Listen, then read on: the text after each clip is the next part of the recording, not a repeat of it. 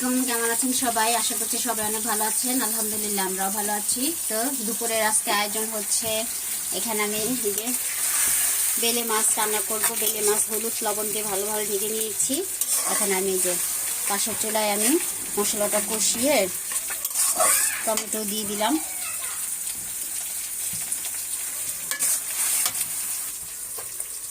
আর এখানে রান্না করবো একটু কাতল মাছ দিয়ে, আলু বেগুন কেটে রেখেছি, পেঁয়াজ টমেটো, আর আমি ঢেঁড়স ভাজি করব। ঢেঁড়স ভাজির মধ্যে আলু দিব। আর এখানে যে মুখি কেটে লবণ দিয়ে মেখে রেখেছি, কাতল মাছ দিয়ে রান্না করব। যেহেতু মশলাটা কষানো হয়ে গেছে, এখন আমি ভেজে রাখা মাছগুলো দিয়ে দিব।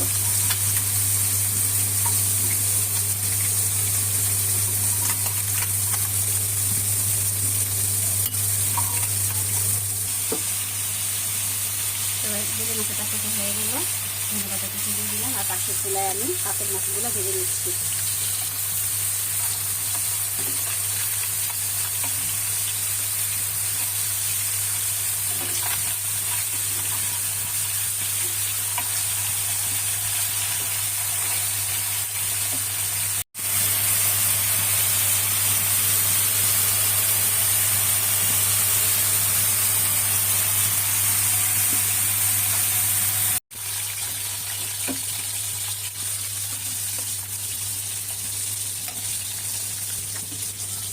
এখন কাঁচা মাছের তরকারি রান্না করবো, আলু বেগুন আর কুচুমুচি দিয়ে। চাট মশলা অ্যাড করে দিলাম।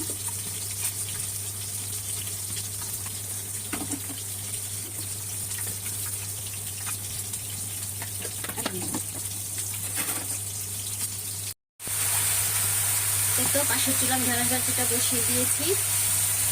আর এখানে পাশের চুলা আমি মশলাটা কষানো হয়ে গেছে। এখন আমি কুচুমুচিটা দিয়ে দিলাম।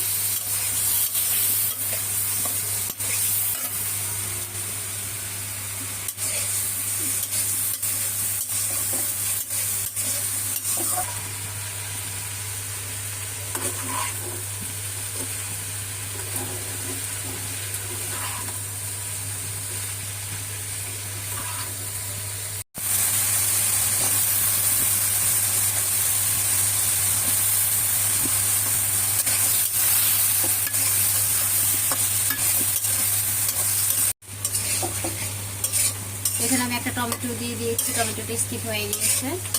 এখন আমি ভালোভাবে বেগুন আলু কুচুমুচি কষিয়ে নিয়েছি। এখন ঝোলের জন্য পানি দিয়ে দিব। একটু বেশি পরিমাণে ঝোল দিলাম না, বাচ্চারা অনেক পছন্দ করে এই তরকারিটা।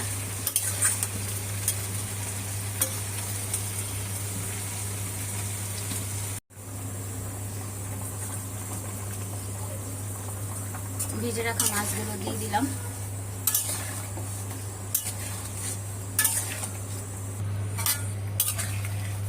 মাছের তরকারিটা কমপ্লিট, শুধু ধনে পাতা কুচি দিয়ে দিলাম।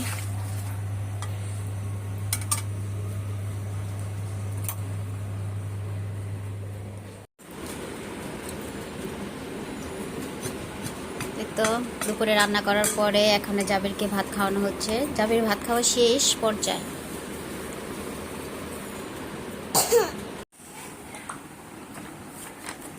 তো এখন হলো সন্ধ্যা।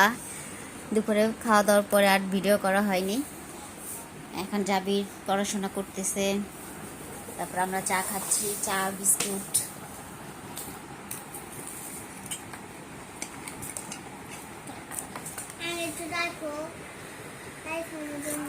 কি লিখতেছে জাবির?